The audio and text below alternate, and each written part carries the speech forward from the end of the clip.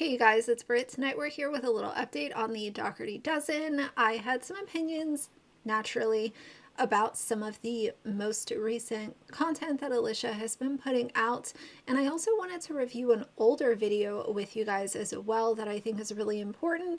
So if you're interested, please keep watching.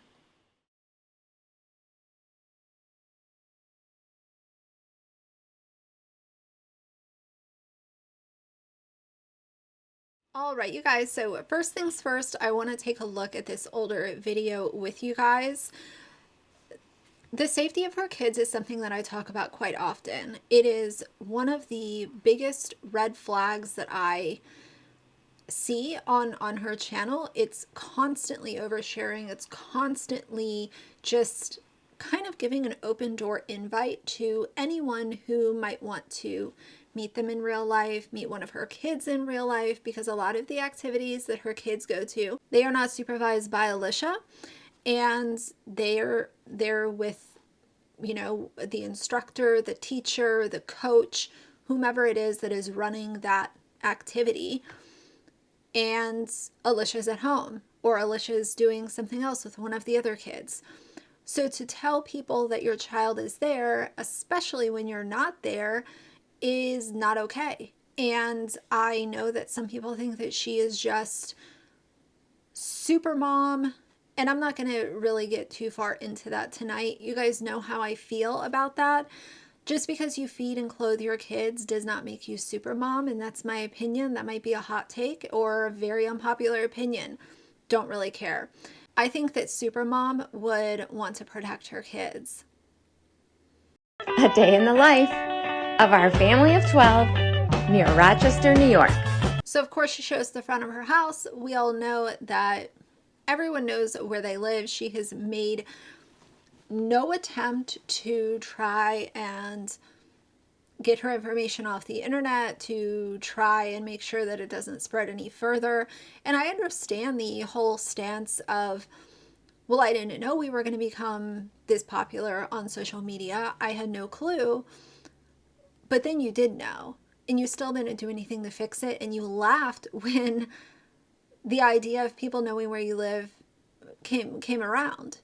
She thinks that it's funny. And that's a big problem. So we started the day with a big breakfast casserole before Alex and James were off to football, while the rest of us headed to the Equa Center. So of course we're filming at school, filming the practice, filming the other kids.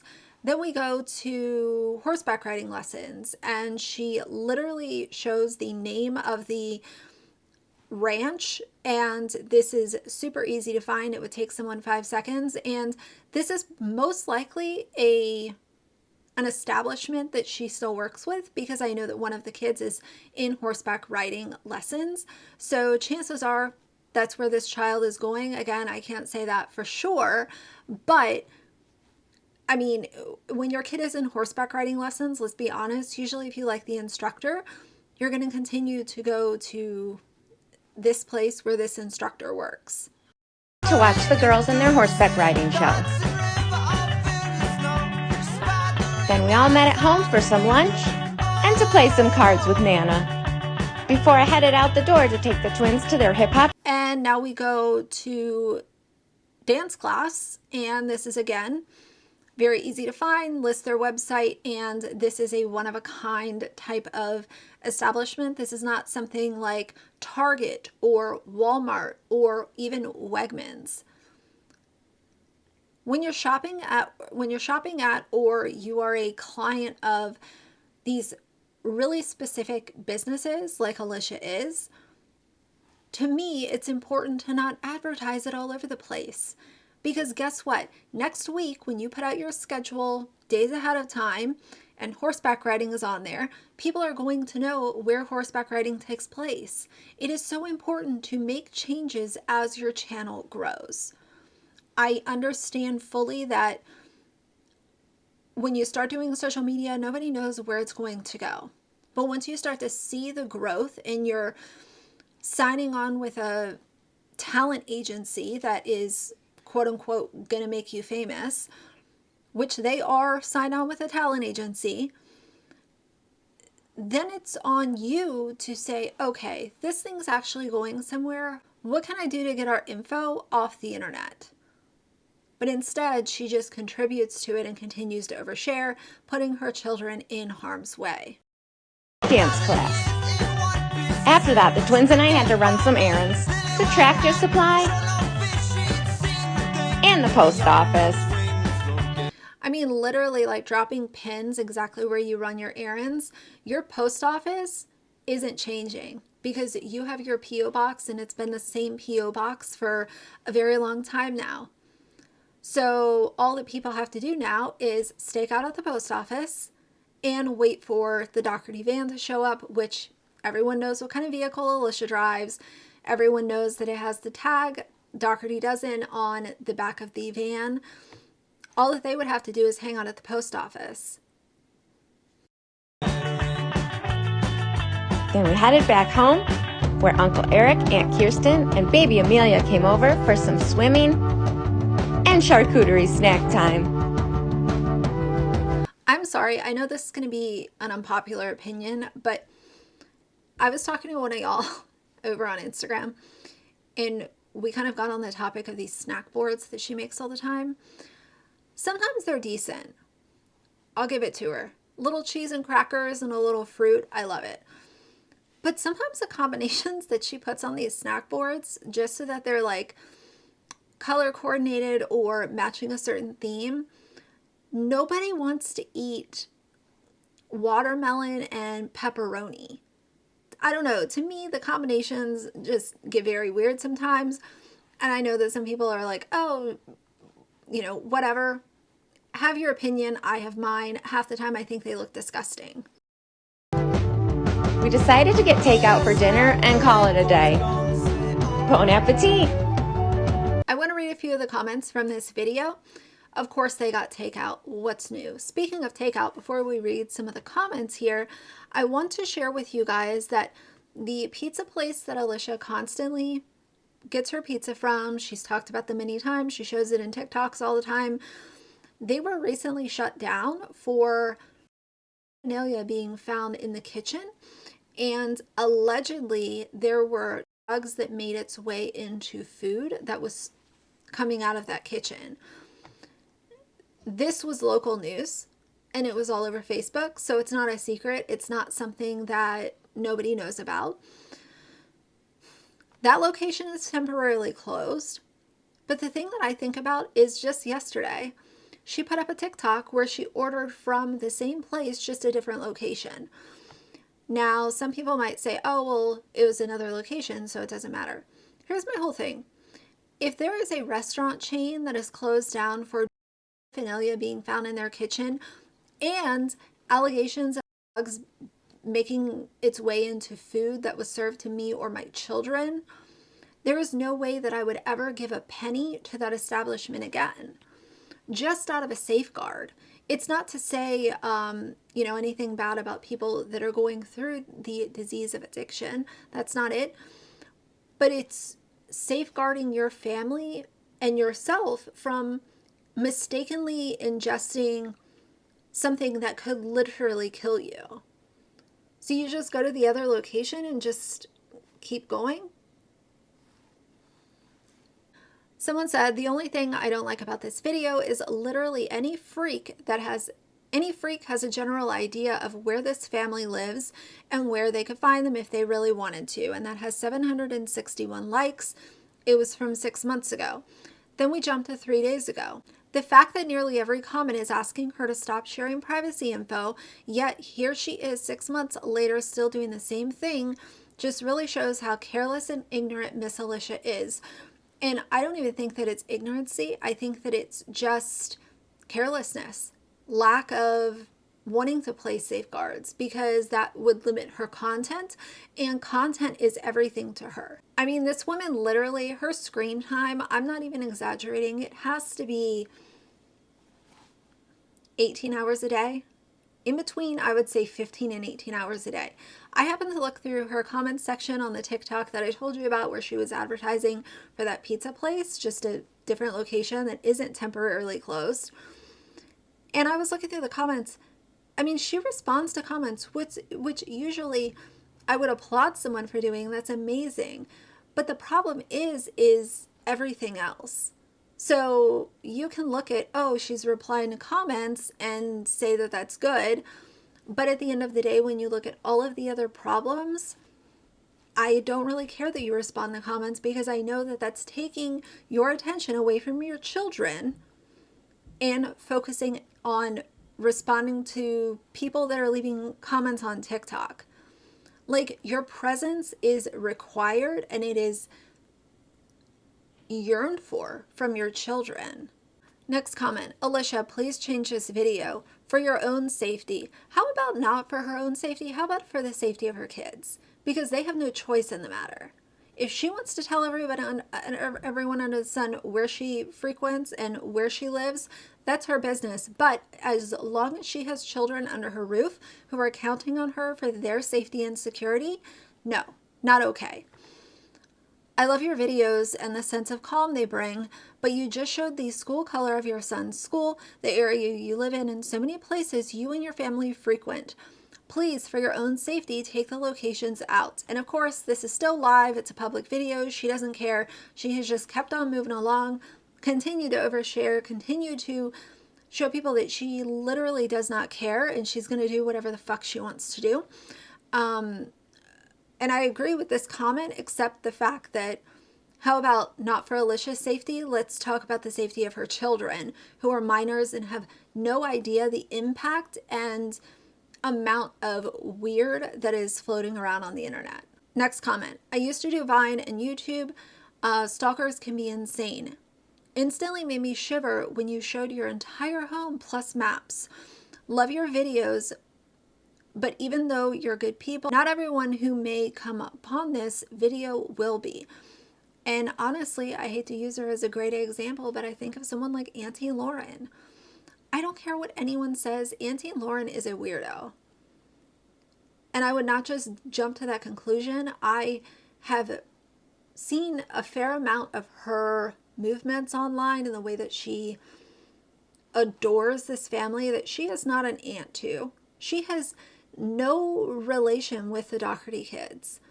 And she felt comfortable enough to send the doll with her face on it. She's constantly bragging about how she talks to Alicia every day. She's over there, bragging about being a mod. It's just all very, very creepy, weird behavior to me. The next comment says, why? Such a detailed explanation of all your family's locations. It seems like she thinks bad publicity is still popularity. Why would you post your whereabouts on social media? This is not good. This video worries me. That's wild how you showed all of your locations. Please repost this without exposing your locations. And some of these comments calling this out are from 4 months ago, 4 or 5 months ago. So this is not something that happened a few hours ago and she just hasn't had time to fix the mistake. This is wild.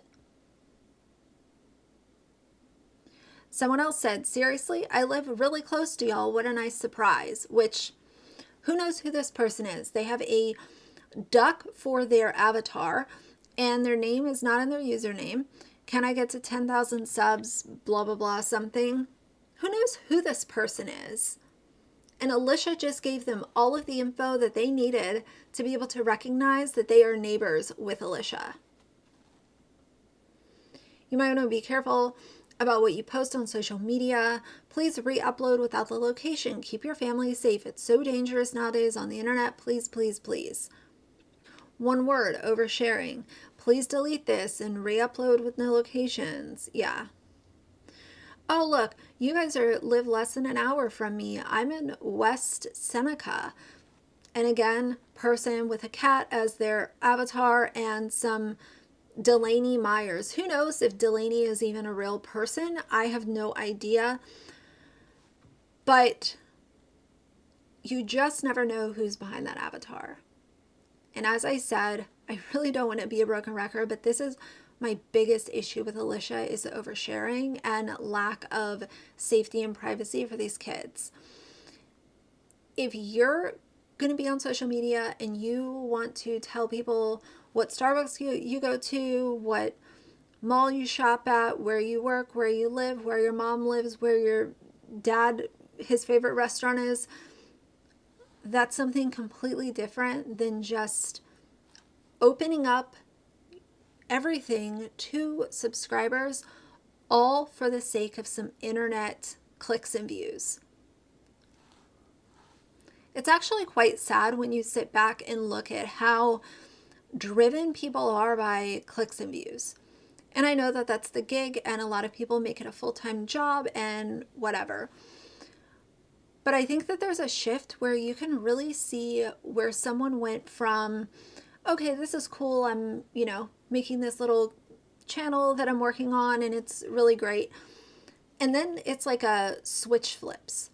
And a lot of them just stop caring. Their personality completely changes, and a lot of y'all will know exactly what I'm talking about. And it's kind of funny because I will get people in my DMs.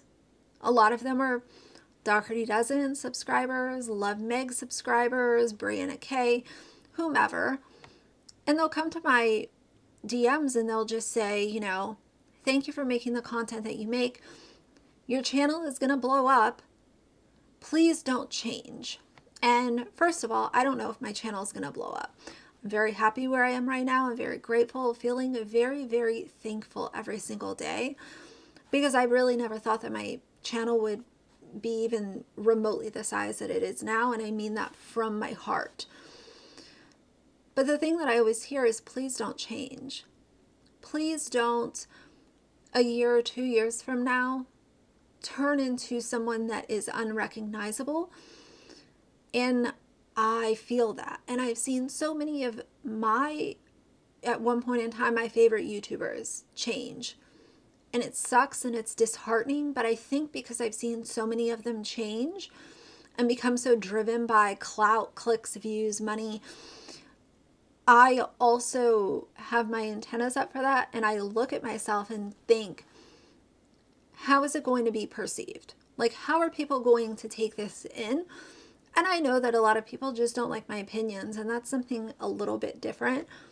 But as far as how I'm delivering my commentary and what I'm willing to say, if it's going to get me a few more clicks, am I willing to get rid of my integrity and my morals just so that more people will click like on my video? No, because if I was willing to do that, then y'all would have seen a different side of my commentary already.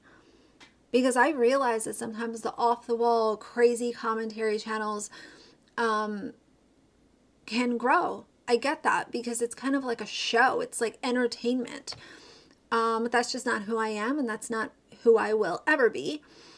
I'm here to deliver level-headed commentary on public info and keep it moving. I want to give y'all an outlet to vent your frustrations about some of these YouTubers and influencers that we talk about, and then we can move on to the next thing. But I get the gig. I know that not everybody's going to like you, and you can think that you're doing a decent job at trying to provide content and not be toxic, but also try to keep people's attention. And there is just going to be some people who think you're negative, or think that you're a copycat, or think that you're boring, or think that you're stupid. I get the gig. That's just how the internet works. But one thing I can say is I'm not going to change, because I haven't changed over the last 2 years that I've been on this site. And if you look back on my content, you'll see a lack of confidence, lack of direction, lack of being able to put my thoughts together. And I do think that I've gotten a little bit better at that. Am I perfect at it? No, and I never will be. But I try a little bit more as the months go by to do a little bit better than I did before. And just, I will attract the subscribers who enjoy me. And those who don't, that's okay too. There's no rule to say that you have to like me. But I really appreciate the people who have said, please don't change. Your channel is destined to continue to grow, but please don't turn into one of these YouTubers that's just so driven by money and you're just willing to do anything for it. I think that most of y'all know the backstory with that, so I won't go into it right now. But I really do appreciate that. And it's very clear to see the reason that I was saying that is it's very clear to me that Alicia got caught up with the making money side of making content instead of being an advocate or making content for other foster families or for other moms. It just became, how much money can I make? What are we going to do to outdo ourselves from last month? The last thing I want to talk about in this video is the fact that Sunny D did another sponsored video with Alicia. So you can add Sunny D to the list of brands who support the Dougherty Dozen. And if you buy Sunny D, you can, do with that info what you want. But I did want to mention it because I know a lot of times people do not want to support brands who are working with some of these family vloggers. If you are one of those people who would like to avoid, shopping with these brands, you can add Sunny D to the list. And I'm sure that that list will keep growing because at the end of the day, all that companies care about is how many views is your video going to get? What are your analytics like? And how much potential money can we make off of this? But it's important for customers to vote with their money and vote with their time, energy, clicks, views, all that good stuff. So either way, I did want to mention that before I close this video out. So if you like the video, please leave a like and a comment. And if you'd like to see more from me in the future, please subscribe. I'll see you guys soon. Bye.